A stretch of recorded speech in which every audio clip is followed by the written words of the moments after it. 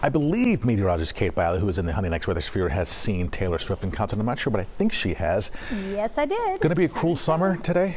It's getting a little bit crueler, Siafa. We're kind of back to what we dealt with in July. Not so much today, but over the next couple of days, the heat and the moisture creeping back in. August has been kind to us thus far, but we knew it had to end at some point. August tends to be one of those crueler months. Let's talk about what's happening outside right now. The fog has started to mix out in the city, but we do still have some patchy, dense fog across portions of the region this morning, mainly down the shore, Delaware, and parts of the valleys of Chester County and into Bucks County as well. But fog mixing out within the next hour or so, and we'll end up mostly sunny with a high near 90 today. I think we have a good chance of hitting it.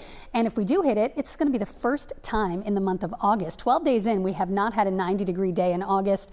This after 30 90-degree days between June and July. Kind of crazy there. Wednesday, Thursday, more humid with scattered storms each afternoon. I think they're more numerous on Thursday, but any one of those storms could produce localized downpours thanks to the uptick in the moisture content of the atmosphere.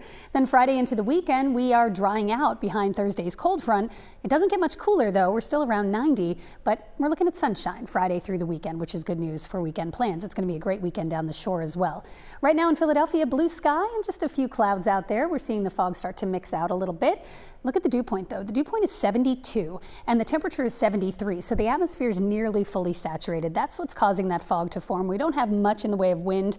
As we start to heat up and the temperature and the dew point start to separate a bit more, you'll start to really see the fog clear out. But right now it's pretty dense down the shore from Toms River, LBI, down through basically right on down the Garden State Parkway to exit 0 Cape May and across into Delaware, Dover down to 0.3 of a mile, Wilmington, 1 mile of visibility. Not seeing a ton of fog though right around the city itself, which is some good news for drivers.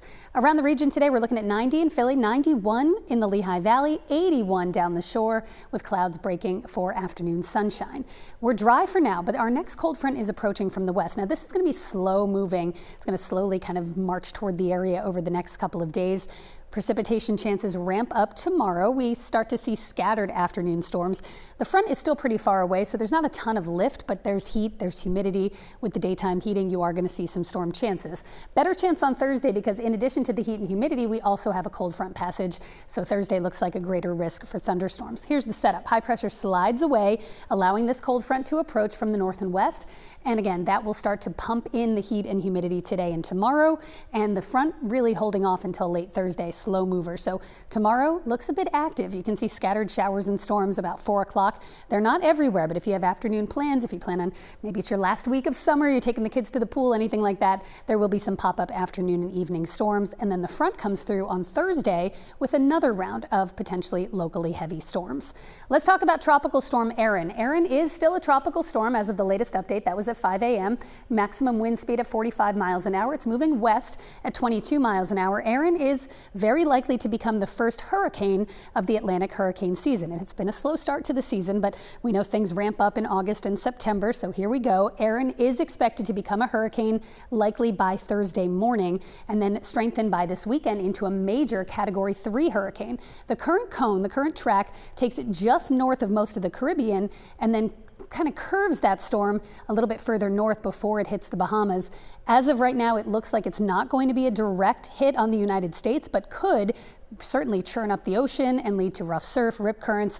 Bermuda will have to watch that as well. But this storm is still a good 10 to 12 days. You can see based on the position of the storm here, it's in that orange shaded area. That's about 10 to 12 days away from reaching the U.S. mainland. So we're talking late next week at the earliest, something we'll be monitoring certainly as we go through the weekend and into next week, and we'll keep you posted.